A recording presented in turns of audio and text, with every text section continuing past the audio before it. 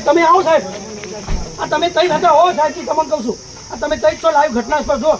અમારી મહિલા મને મારા પપ્પા જોઈએ, મને મારા પપ્પા જોઈએ, પપ્પાને ગમે મને મારા પપ્પા લાવી આપો, હું અંદર જાઉં છું સાહેબ. સાહેબ તમને રિક્વેસ્ટ કરું છું, મને મારા પપ્પા જોઈએ છે. પોલીસ તંત્ર જવાબદાર નથી તો કોણ જવાબદાર છે સાહેબ? કોણ જવાબદાર છે? ના, ઉભારો કરીને હું 10 મિનિટ કાઢી છું. જો મર્ડર થઈ જશે તો જવાબદારી કોની? મર્ડર થઈ જશે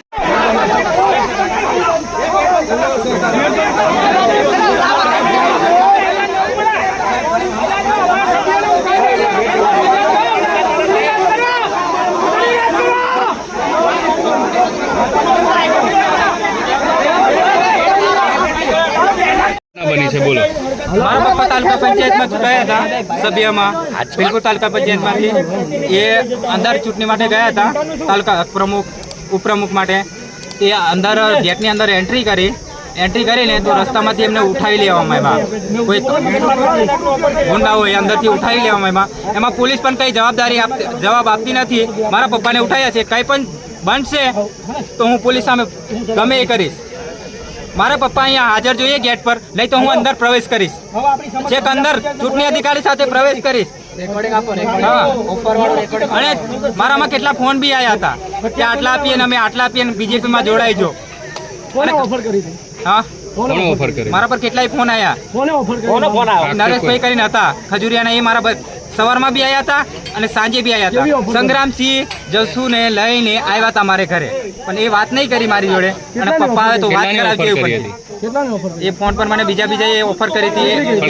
પેલા 15 ની ઓફર કરી, પછી 20 ની, પછી 30 ની. કેટલી રકમ 15 લાખ, 25 લાખ, 30 લાખ એવી રીતે ઓફર કરતા હતા. સાથે બોલેરો ગાડીની પણ ઓફર કરતા હતા અમે બીજેપી તરફથી. પણ અમે વેચાવા માટે તૈયાર નતા. તો આજે અંદર પ્રવેશ કર્યો ને, અંદર રસ્તામાંથી ઉઠાવી લીધા છે અને પોલીસ પણ કઈ જવાબ આપતી નથી. તો પોલીસ ધ્યાન શું રાખે છે અંદર?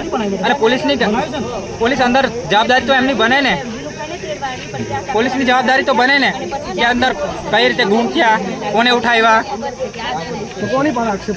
હું બીજેપી પર આક્ષેપ કરું છું, કારણ કે મારા પર ફોન આવ્યા હતા. શું નામ તમારું? મારું રાઠવા અજયકુમાર રમેશભાઈ.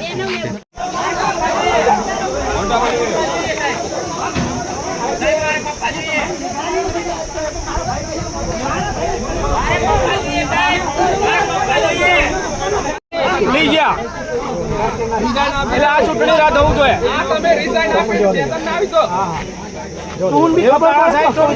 લોકશાહીમાં ચલો હું લઈ જાઉં, પ્રૂફ આપું હું.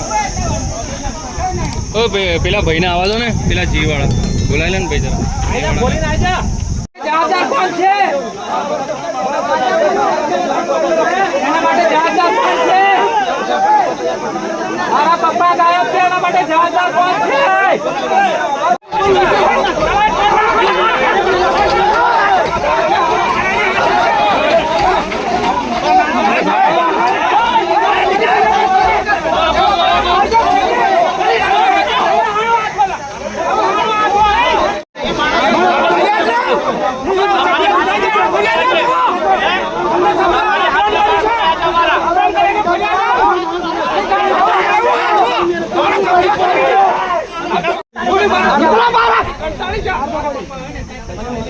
શાંતિ લાવો, શાંતિ તમને એના માટે